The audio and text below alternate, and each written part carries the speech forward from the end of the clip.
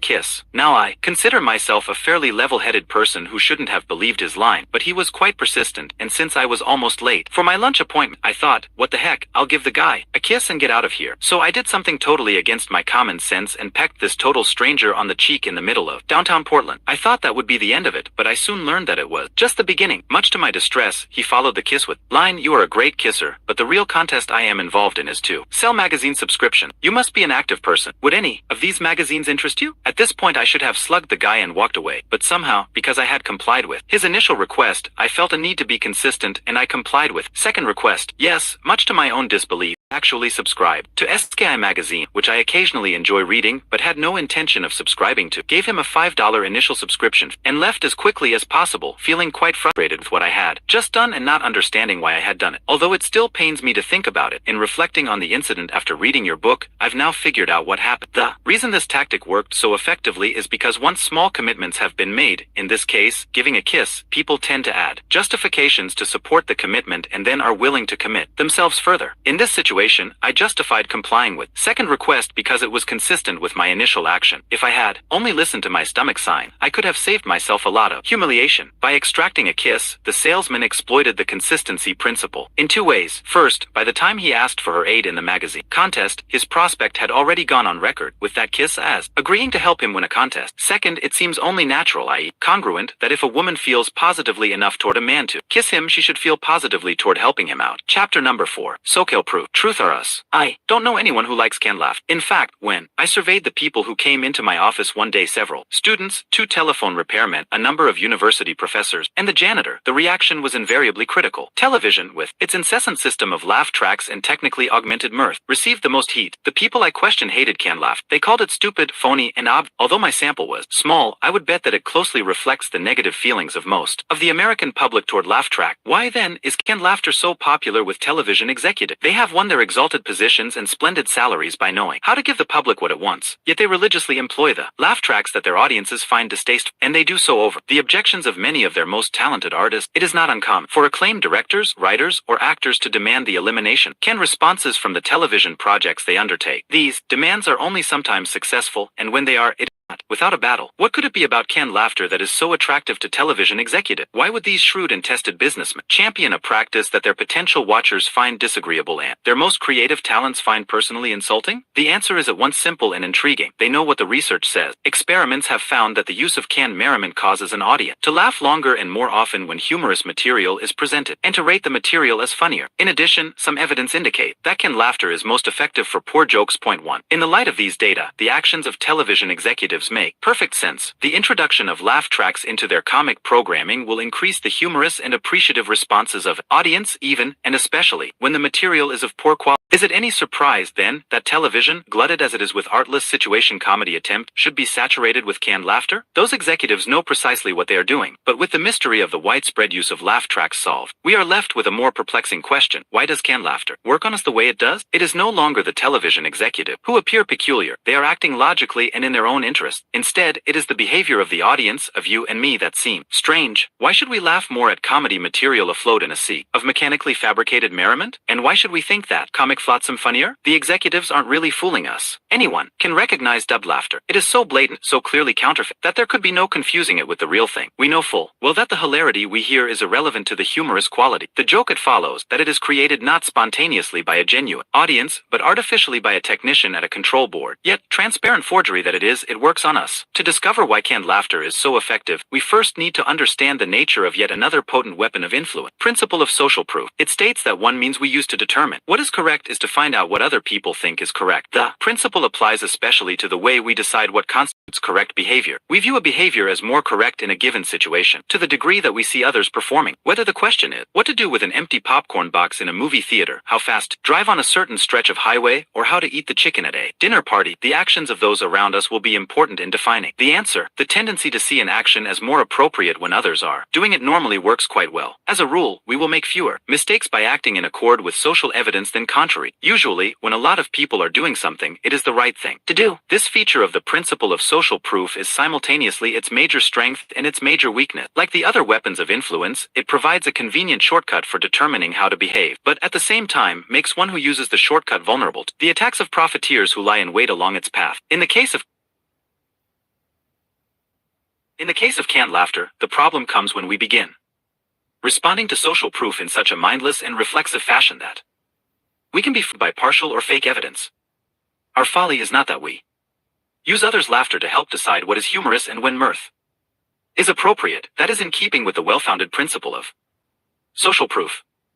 The folly is that we do so in response to patently fraudulent laughter. Somehow, one disembodied feature of humor, a sound, works like the essence of humor.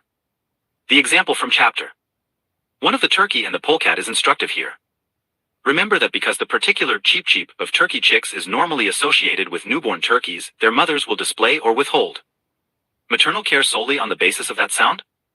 And remember how, consequently, it was possible to trick a female turkey into mothering a stuffed polecat as long as the replica played the recorded cheep of a baby turkey? The simulated chick sound was enough to start the female's mothering tape whirring. The lesson of the turkey and the polecat illustrates uncomfortably well the relationship between the average viewer and the laugh track playing television executive. We have become so accustomed to taking the humorous reactions of others as evidence of what deserves laughter, that we, too, can be made to respond to the sound and not to the substance of the real thing. Much as a cheep noise removed from the reality of a chick can stimulate a female turkey to mother, so can a recorded a ha-ha removed from the reality of a genuine audience stimulate us to laugh. The television executives are exploiting our preference for shortcuts, our tendency to react automatically on the basis of partial evidence. They know that their tapes will cue our tapes. Click where television executives are hardly alone in their use of social evidence for profit. Our tendency to assume that an action is more correct if others are doing it is exploited in a variety of settings. Bartenders often salt their tip jars with a few dollar bills at the beginning of the evening to simulate tips left by prior customers and thereby to give the impression that tipping with folding money is proper barroom behavior. Church ushers sometimes salt collection baskets for the same reason, and with the same positive effect on proceeds. Evangelical preachers are known to seed their audience with ringers who are rehearsed to come forward at a specified time to give witness and donations. For example, an Arizona State University research team that infiltrated the Billy Graham organization reported on such advanced preparations prior to one of his crusade visits. By the time Graham arrives in town and makes his altar call, an army of 6,000 wait with instructions on when to come forth at varying intervals to create the impression of a spontaneous mass outpouring. 2. Advertisers love to inform us when a product is the fastest growing or largest selling because they don't have to convince us directly that the product is good, they need only say that many others think so, which seems proof enough. The producers of charity telethons devote inordinate amounts of time to the incessant listing of viewers who have already pledged contributions. The message being communicated to the holdouts is clear: look at all the people who have decided to give. It must be the correct thing to do. At the height of the disco craze, certain discotheque owners manufactured a brand of visible social proof for their club's quality by creating long waiting lines outside when there was plenty of room inside. Salesmen are taught to spice their pitches with numerous accounts of individuals who have purchased the product. Sales and motivation consultant Cavett Robert captures the principle nicely in his advice to sales trainees, who since 95% of the people are imitators and only 5% initiators, people are persuaded more by the actions of others than by any proof we can offer. Researchers, too, have employed procedures based on the principle of social proof, sometimes with astounding results. one psychologist. In particular, Albert Bandura has led the way in developing such procedures for the elimination of undesirable behavior. Bandura and his colleagues have shown how people suffering from phobias can be rid of these extreme fears in an amazingly simple fashion. For instance, in an early study, nursery school-age children chosen because they were terrified of dogs merely watched a little boy playing happily with a dog for 20 minutes a day. This exhibition produced such marked changes in the reactions of the fearful children that after only 4 days, 67% of them were willing to climb into a playpen with a dog and remain confined there, petting and scratching it while everyone else left the room. Moreover, when the researchers tested the children's fear levels again 1 month later, they found that the improvement had not evaporated during that time. In fact, the children were more willing than ever to interact with dogs. An important practical discovery was made in a second study of children who were acceptably afraid of dogs to reduce their fears. It was not necessary to provide live demonstration of another child playing with a dog. Film clips had the same effect. And the most effective type of clips were those depicting not one but a variety of other children interacting with their dogs. Apparently, the principle of social proof works best when the proof is provided by the actions of a lot of other people. The powerful influence of filmed examples in changing the behavior of children can be used as therapy for various problems. Some striking evidence is available in the research of psychologist Robert O'Connor on socially withdrawn preschool children. We have all seen children of this sort, terribly shy, standing alone at the fringes of the games and groupings of their peers. O'Connor worried that a long-term pattern of isolation was forming even at an early age that would create persistent difficulties in social comfort and adjustment through adulthood. In an attempt to reverse the pattern, O'Connor made a film containing 11 different scenes in a nursery school setting. Each scene began by showing a different solitary child watching some ongoing social activity and then actively joining the activity, everyone's enjoyment. O'Connor selected a group of the most severely withdrawn children from 4 preschools and showed them his film. The impact was impressive. The isolates immediately began to interact with their peers at a level equal to that of the normal children in the schools. Even more astonishing was what O'Connor found when he returned to observe 6 weeks later. While the withdrawn children who had not seen O'Connor's film remained as isolated as ever, those who had viewed it were now leading their schools in amount of social activity. It seems that this 23-minute movie, viewed just once, was enough to reverse a potential pattern of lifelong maladaptive behavior, such as the potency of the principle of social proof. Point 4. When it comes to illustrations of the strength of social proof, there is one that is far and away my favorite. Several features account for its appeal. It offers a superb example of the much underused method of participant observation, in which a scientist studies a process by becoming immersed in its natural occurrence. It provides information of interest to such diverse groups as historians, psychologists, and theologians, and, most important, it shows how social evidence can be used on us, not by others, but by ourselves, to assure us that what we prefer to be true will seem to be true. The story is an old one, requiring an examination of ancient data for the past is dotted with millennial religious movements. Various sects and cults have prophesied that on one or another particular date there would arrive a period of redemption and great happiness for those who believed in the group's teachings. In each instance, it has been predicted that the beginning of the time of salvation would be marked by an important and undeniable event, usually the cataclysmic end of the world. Of course, these predictions have invariably proved false. To the acute dismay of the members of such groups, it has never appeared as scheduled. But immediately following the obvious failure of the prophecy, history records an enigmatic pattern. Rather than disbanding in disillusion, the cultists often become strengthened in their convictions. Risking the ridicule of the populace, they take to the streets, publicly asserting their dogma and seeking converts with a fervor that is intensified, not diminished, by the clear disconfirmation of a central belief. So it was with the Montanists of 2nd century Turkey, with the Anabaptists of 16th century Holland, with the Sabbataists of 17th century Izmir, with the Millwrights of 19th century America, and thought a trio of interested social science, so it might be with a doomsday cult based in modern-day Chicago. The scientists Leon Festinger, Henry Riecken, and Stanley Schachter, who were then colleagues at the University of Minnesota, heard about the Chicago group and felt it worthy of close study. Their decision to investigate by joining the group incognito as new believers and by placing additional paid observers among its ranks, resulted in a remarkably rich first-hand account of the goings-on before and after the day of predicted catastrophe. Point 5. The cult of believers was small, never numbering more than 30 members. Its leaders were a middle-aged man and woman whom the researchers renamed, for purposes of publication, Dr. Thomas Armstrong and Mrs. Marion Keach. Dr. Armstrong, a physician on the staff of a college student health service, had a long-held interest in mysticism, the occult, and flying saucers. As such, he served as a respected authority on these subjects for the group. Mrs. Keach, though, was the center of attention and activity. Earlier in the year she had begun to receive messages from spiritual beings whom she called the guardians, located on other planets.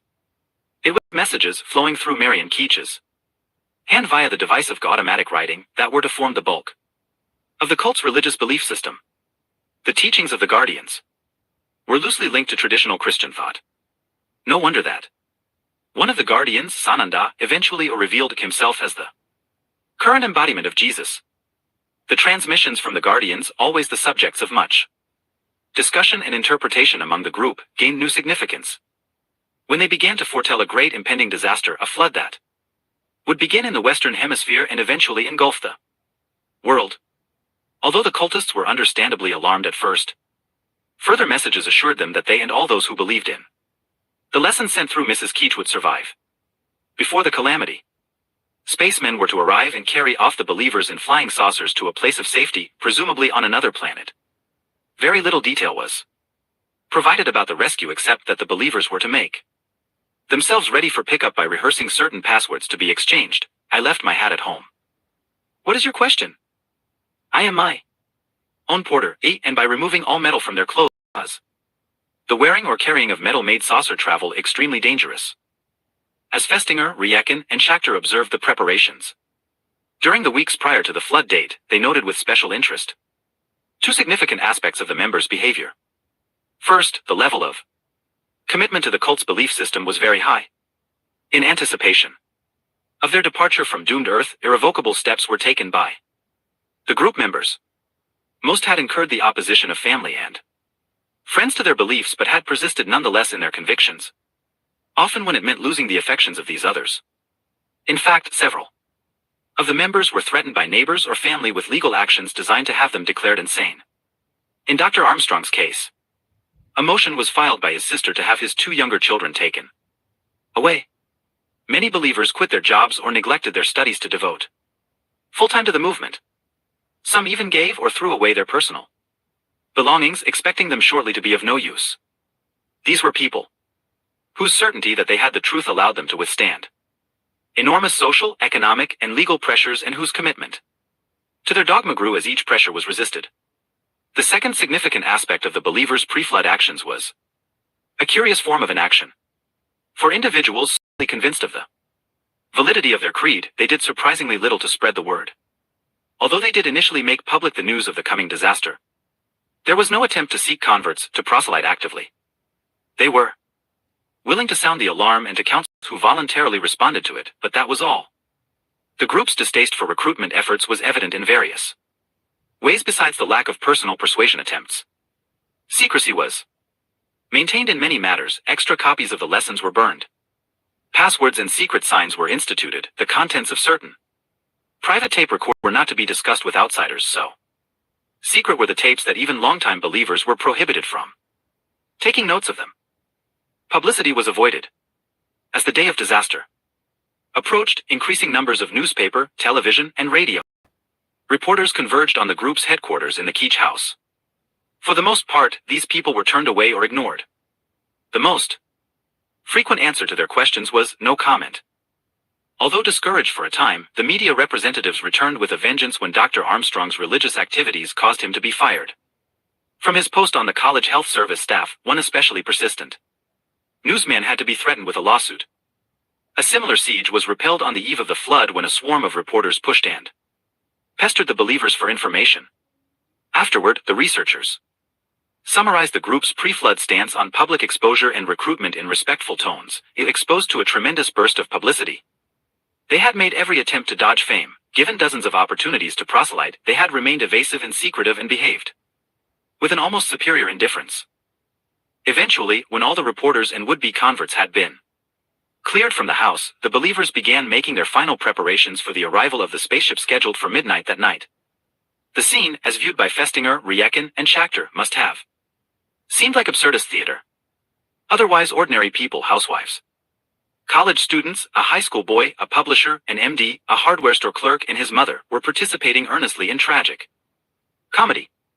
They took direction from a pair of members who were periodically in touch with the Guardians. Marion Keech's written messages from Sananda were being supplemented that evening by the Bertha, a former beautician through whose tongue the A creator gave instruction. They rehearsed their lines diligently, calling out in chorus the responses to be made before entering the rescue saucer. I am my own portée. I am my own pointer. They discussed seriously whether the message from a caller identifying himself as Captain Video, a TV space character of the time, was properly interpreted as a prank or a coded communication from their rescuers. And they performed in costume, in keeping with the admonition to carry nothing metallic aboard the saucer. The believers wore clothing that had been cut open to allow the metal pieces to be torn out. The metal eyelets in their shoes had been ripped away. The women were braless or wore brasiers whose metal stays had been removed. The men had yanked the zippers out of their pants, which were supported by lengths of rope in place of belts. The group's fanaticism concerning the removal of all metal was vividly experienced by one of the researchers who remarked, 25 minutes before midnight, that he had forgotten to extract the zipper from his trousers. As the observers tell it, this knowledge produced a near-panic reaction.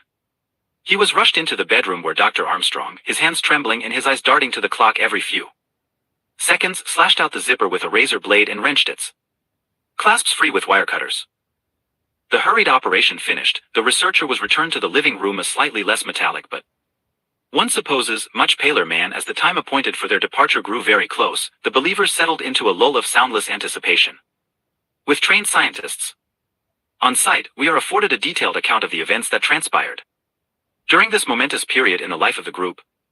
The last 10 minutes were tense ones for the group in the living room. They had nothing to do but sit and wait, their coats in their laps. In the tense silence, 2 clocks ticked loudly, one about 10 minutes faster than the other. When the faster of the two pointed to 12:05, one of the observers remarked aloud on the fact. A chorus of people replied that midnight had not yet come. Bob East confirmed that the slower clock was correct. He had said it himself only that afternoon. It showed only 4 minutes before midnight. These 4 minutes passed in complete silence except for a single utterance.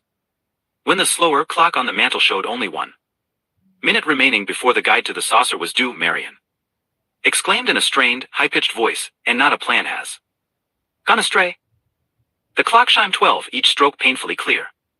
In the expectant hush, the believers sat motionless. One might have expected some visible reaction. Midnight had passed and nothing had happened. The cataclysm itself was less than 7 hours away. But there was little to see in the reactions of the people in that room. There was no talking, no sound. People sat stock still, their faces seemingly frozen and expressionless. Mark Post was the only person who even moved. He lay down on the sofa and closed his eyes but did not sleep. Later, when spoken to, he answered monosyllabically but otherwise lay mobile. The others showed nothing on the surface, although it became clear later that they had been hit hard. Gradually, painfully, an atmosphere of despair and confusion settled over the group. They re-examined the prediction and the accompanying messages. Dr. Armstrong and Mrs. Keech reiterated their faith. The believers mulled over their predicament and discarded explanation after explanation as unsatisfactory. At one point, toward 4 a.m., Mrs. Keech broke down and cried bitterly. She knew, she sobbed, that there were some who were beginning to doubt, but that the group must beam light to those who needed it most, and that the group must hold together. The rest of the believers were losing their composure too. They were all visibly shaken and many were close to tears. It was now almost 4:30 a.m. and still no way of handling the disconfirmation had been found. By now, too, most of the group were talking openly about the failure of the escort to come at midnight. The group seemed near dissolution. In the midst of this gathering doubt, as cracks crawled through the believers' confidence, the researchers witnessed a pair of remarkable incidents, one after another. The first occurred at about 4:45 a.m. when Marion Keech's hand suddenly leapt to the task of transcribing through automatic writing the text of a holy message from above. When read aloud, the communication proved to be an elegant explanation for the events of that night. The little group, sitting alone all night long, had spread so much light that God had saved the world from destruction. Although neat and efficient, this explanation was not wholly satisfying. By itself, for example, after hearing it, one member simply rose, put on his hat and coat, and left. Something additional was needed to restore the believers to their previous levels of faith. It was at this point that the second notable incident occurred to meet that need. Once again, the words of those who were present offer a vivid description. The atmosphere in the group changed abruptly, and so did their behavior. Within minutes after she had read the message explaining the disconfirmation, Mrs. Keech received another message instructing her to publicize the explanation. She reached for the telephone and began dialing the number of a newspaper. While she was waiting to be connected, someone asked, "Marion, is this the first time you have called the newspaper yourself?" Her reply was immediate. "Oh, yes, this is the first time I have ever called them. I have never had anything to tell them before, but now I feel it is urgent." The whole group could have echoed her feelings, for they all felt a sense of urgency. As soon as Marion had finished her call, the other members took turns telephoning newspapers, wire services, radio stations, and national magazines to spread the explanation of the failure of the flood. In their desire to spread the word quickly and resoundingly, the believers now opened for public attention matters that had been thus far utterly secret. Where only hours earlier they had shunned newspaper reporters and felt that the attention they were getting in the press was painful, they now became avid seekers for publicity.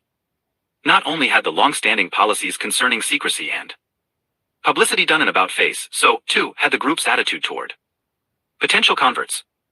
Whereas likely recruits who previously visited the house had been mostly ignored, turned away, or treated with casual attention, the day following the disconfirmation saw a different story. All callers were admitted, all questions were answered, attempts were made to proselyte all such visitors. The members' unprecedented willingness to accommodate possible new recruits was perhaps best demonstrated when 9 high school students arrived on the following night to speak with Mrs. Keech. They found her at the telephone deep in a discussion of flying saucers with a caller whom, it later turned out, she believed to be a spaceman. Eager to continue talking to him and at the same time anxious to keep her new guests, Marion simply included them in the conversation and, for more than an hour, chatted alternately with her guests in the living room and the spaceman gone the other end of the telephone. So intent was she on proselyting that she seemed unable to let any opportunity go by. To what can we attribute the believers' radical turnabout? In the space of a few hours, they went from clannish and taciturn hoarders of the word to expansive and eager disseminators of it. And what could have possessed them to choose such an ill-timed instant, when the failure of the flood was likely to cause non-believers to view the group and its dogma as laughable? The crucial event occurred sometime during the night of the flood, when it became increasingly clear that the prophecy would not be fulfilled. Oddly, it was not their prior certainty that drove the members to propagate the faith, it was an encroaching sense of uncertainty. It was the dawning realization that if the spaceship and flood predictions were wrong, so might be the entire belief system on which they rested. For those huddled in the Keech living room, that growing possibility must have seemed hideous. The group members had gone too far, given up too much for their beliefs to see them destroyed. The shame, the economic cost, the mockery would be too great to bear. The overarching need of the cultists to cling to those beliefs seeps poignantly from their own words, from a young woman with a 3-year-old child. "I have to believe the flood is coming on the 21st because I've spent all my money. I quit my job, I quit computer school. I have to believe." And from Dr. Armstrong to one of the researchers 4 hours after the failure of the saucermen to arrive, "I've had to go a long way. I've given up just about everything. I've cut every tie. I've burned every bridge. I've turned my back on the world. I can't afford to doubt. I have to believe. And there isn't any other truth." Imagine the corner in which Dr. Armstrong and his followers found themselves as morning approached. So massive was the commitment to their beliefs that no other truth was tolerable. Yet that set of beliefs had just taken a merciless pounding from physical reality. No saucer Had landed, no spaceman had knocked, no flood had come, nothing had happened as prophesied. Since the only acceptable form of truth had been undercut by physical proof, there was but one way out of the corner for the group. They had to establish another type of proof for the validity of their beliefs, social proof. This, then, explains their sudden shift from secretive conspirators to zealous missionaries. Explains the curious timing of the shift, precisely when a direct disconfirmation of their beliefs had rendered them least convincing to outsiders. It was necessary to risk the scorn and derision of the non-believers because publicity and recruitment efforts provided the only remaining hope. If they could spread the word, if they could inform the uninformed, if they could persuade the skeptics, and if, by so doing, they could win new converts, their threatened but treasured beliefs would become truer. The principle of social proof says so: the greater the number of people who find any idea correct, the more the idea will be correct. The group's assignment was clear: since the physical evidence could not be changed, the social evidence had to be. Convince and ye shall be convinced. 6. Cause of death, uncertainty. All the weapons of influence discussed in this book work better under some conditions than under others. If we are to defend ourselves adequately against any such weapon, it is vital that we know its optimal operating conditions in order to recognize when we are most vulnerable to its influence. In the case of the principle of social proof, we have already had a hint of one time when it works best.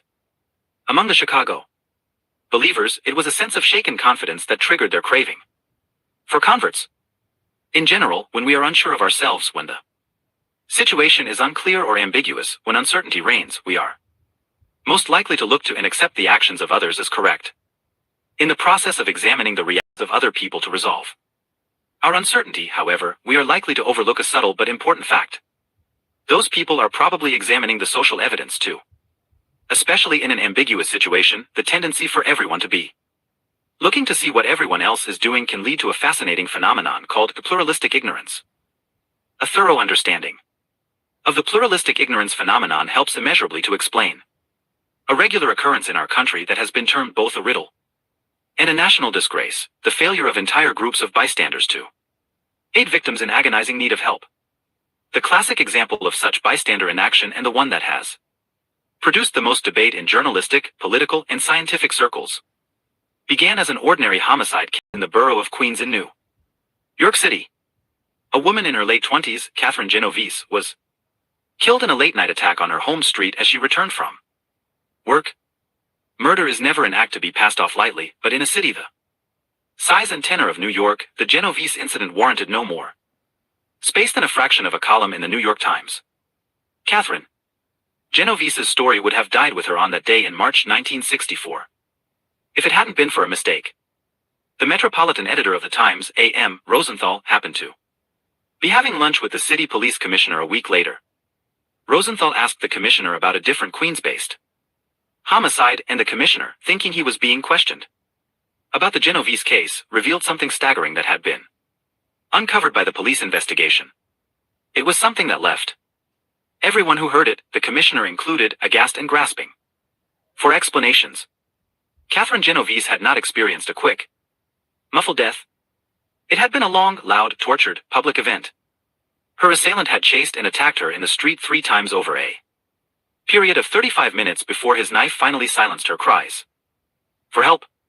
Incredibly, 38 of her neighbors watched the events of her death unfold from the safety of their apartment windows without so much as lifting a finger to call the police. Rosenthal, a former Pulitzer Prize-winning reporter, knew a story. When he heard one, on the day of his lunch with the commissioner, he assigned a reporter to investigate the bystander angle of the Genovese incident. Within a week, the Times published a long, page-1 article that was to create a swirl of controversy and speculation. The first few paragraphs of that report provide the tone and focus of the burgeoning story. For more than half an hour, 38 respectable, law-abiding citizens in Queens watched a killer stalk and stab a woman in 3 separate attacks in Kew Gardens. Twice the sound of their voices and the sudden glow of their bedroom lights interrupted him and frightened him off. Each time he returned, sought her out, and stabbed her again. Not one person telephoned the police during the assault, one witness called after the woman was dead. That was 2 weeks ago today.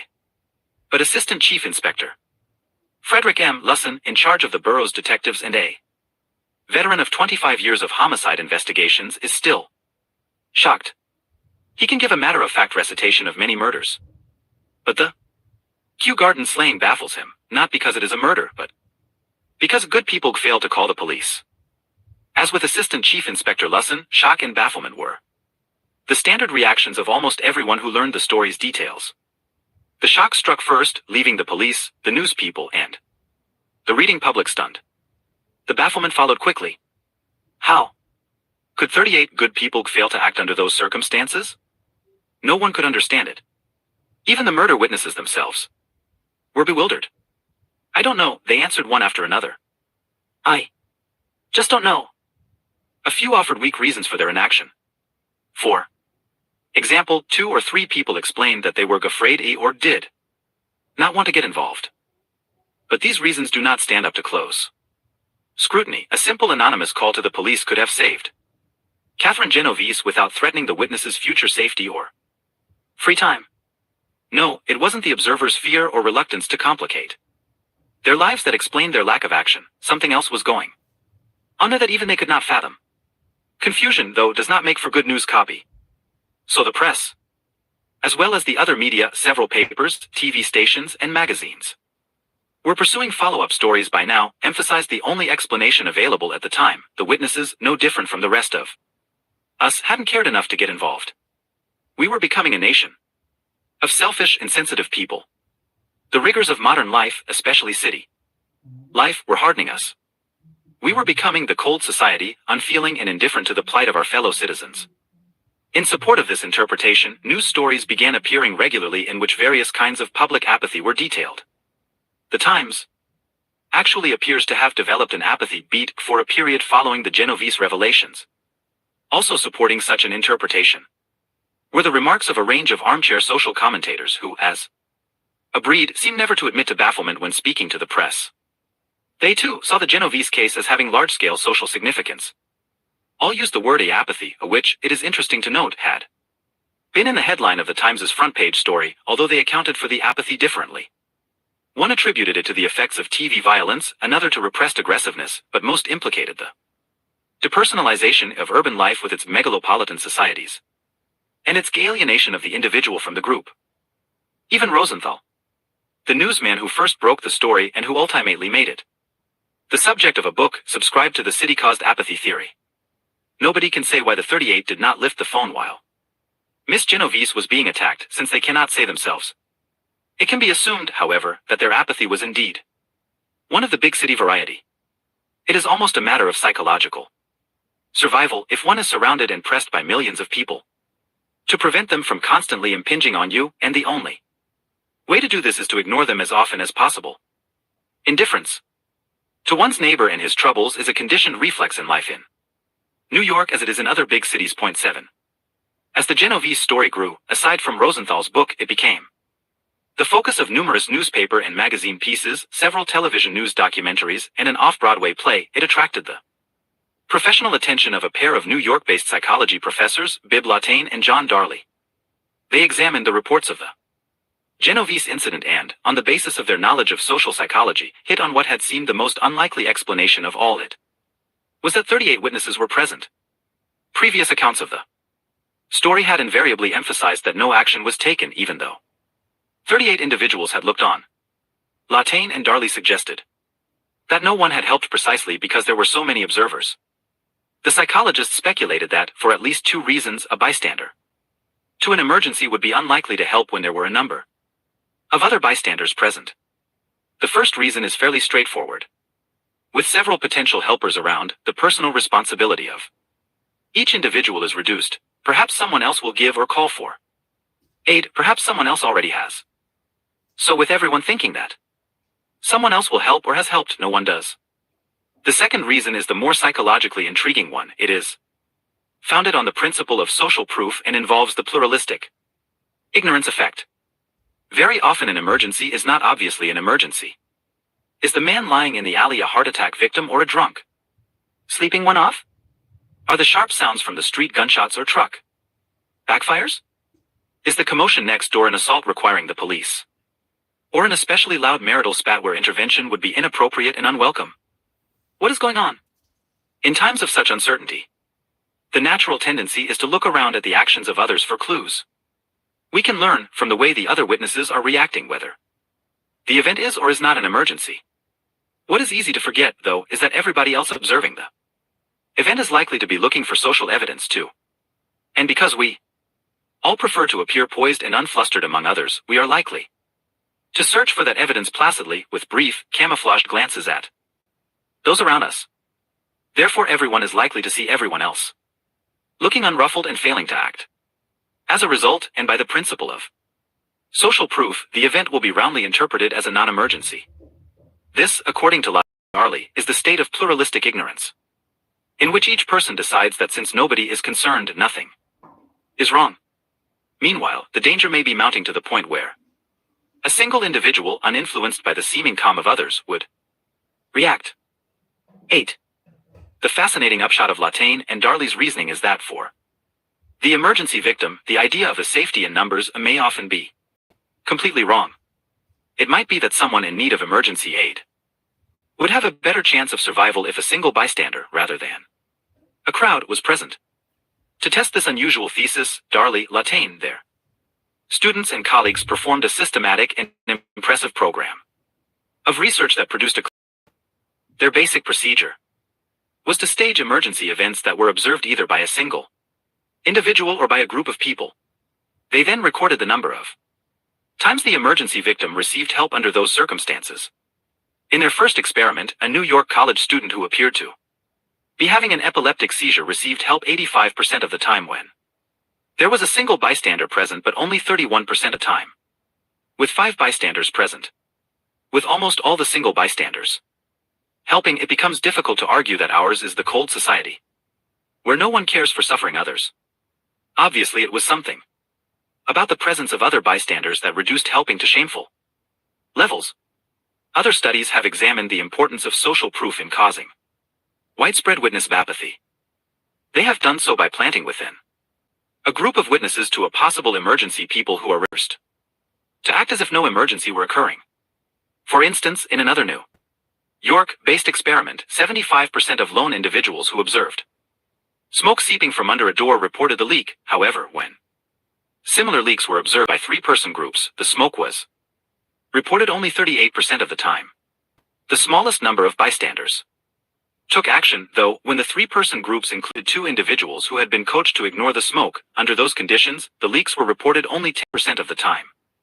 In a similar study conducted in Toronto, single bystanders provided emergency aid 90% of the time, whereas such aid occurred in only 16% of the cases when a bystander was in the presence of 2 other bystanders who remained passive. After more than a decade of such research, social scientists now have a good idea of when a bystander will offer emergency aid.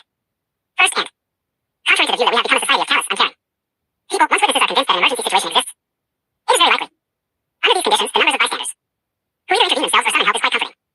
For example, in 4 separate experiments done in Florida, accident scenes involving a maintenance man were staged. When it was clear that the man was hurt and required assistance, he was helped 100% of the time in 2 of the experiments. In the other 2 experiments, where helping involved contact with potentially dangerous electrical wires, the victim still received bystander aid in 90% of the instances. In addition, these extremely high levels of assistance occurred whether the witnesses observed the event singly or in groups. Point 9. The situation becomes very different when, as in many cases, bystanders cannot be sure that the event they are witnessing is an emergency. Then the victim is much more likely to be helped by a lone bystander than by a group, especially if the people in the group are strangers to one another. It seems that the pluralistic ignorance effect is strongest among strangers because we like to look poised and sophisticated in public, and because we are unfamiliar with the reactions of those we do not know. We are unlikely to give off or correctly read expressions of concern when in. Therefore, a possible emergency becomes viewed as a non-emergency, and the victim suffers. Point 10. A close look at this set of research findings reveals an enlightening pattern. All the conditions that decrease an emergency victim's chances for bystander aid exist normally and innocently in the city. 1. In contrast to rural areas, cities are more clamorous, distracting, rapidly changing places where it is difficult to be certain of the nature of the events one encounters. 2. Urban environments are more populous by their nature. Consequently, people are more likely to be with others when witnessing a potential emergency situation. 3. City dwellers know a much smaller percentage of fellow residents than do people who live in small towns. Therefore, city dwellers are more likely to find themselves in a group of strangers when observing an emergency. These 3 natural characteristics of urban environments, their confusion, their populousness, and their low levels of acquaintanceship, fit in very well with the factors shown by research to decrease bystander aid, without ever having to resort to such cynicism.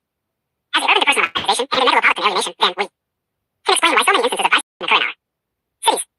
De-victimizing yourself, but explaining the dangers of modern urban life in less ominous terms, does not dispel them. And as the world's populations move increasingly Years, there will be a growing need to reduce those dangers.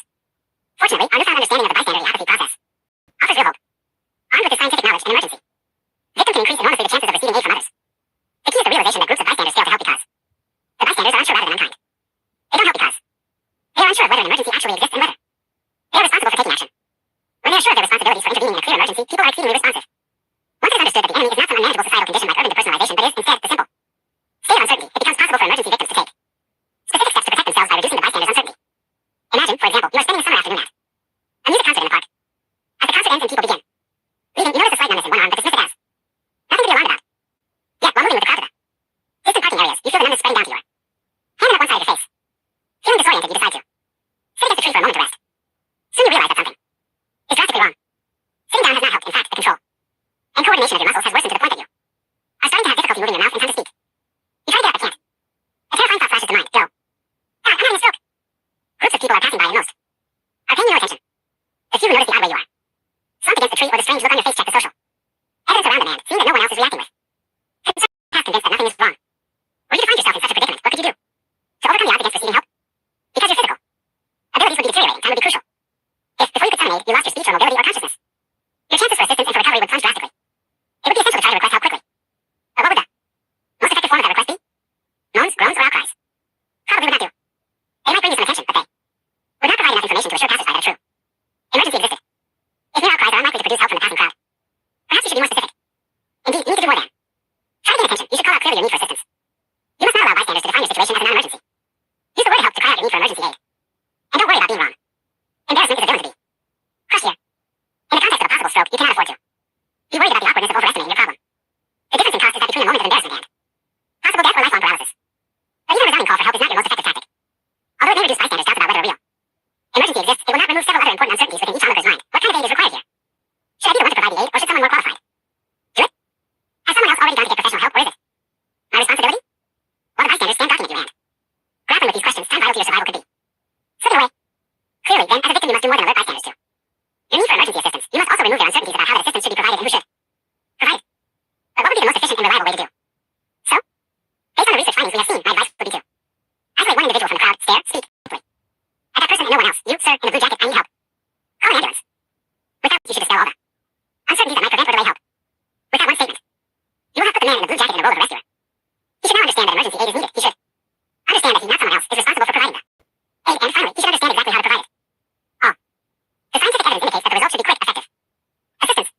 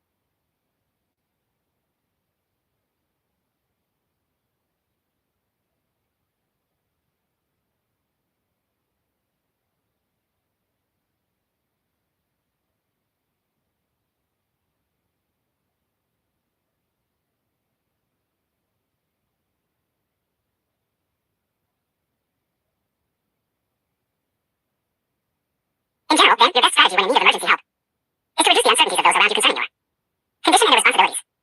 Be as precise as possible about your need for aid. Do not allow bystanders to come to their own conclusions. Because, especially in a crowd, the principle of social proof and the consequent pluralistic ignorance effect might well cause them to view your situation as a non-emergency and request assistance of a single individual from the group of onlookers. Fight the natural tendency to make a general request for help. Pick out one person and assign a task to that individual. Otherwise, it is too easy for everyone in the crowd to assume that someone else should help or help or has helped. Of all the techniques in this book, designed to produce compliance, this one may be the most important to remember. After all, the failure of your request for emergency aid could have severe personal consequences. Not long ago, I received some first-hand evidence on this point. I was involved in a rapid collision. Both I and the other driver were plainly hurt. He was slumped unconscious over his steering, managed to stagger, bloody from behind mine. The accident had occurred in the center of an intersection in full view of several individuals stopped in their cars at the traffic light. As I knelt in the road beside my door, trying to clear my head, the light changed, and the waiting cars began to roll slowly through the intersection there. Drivers stopped but did not stop.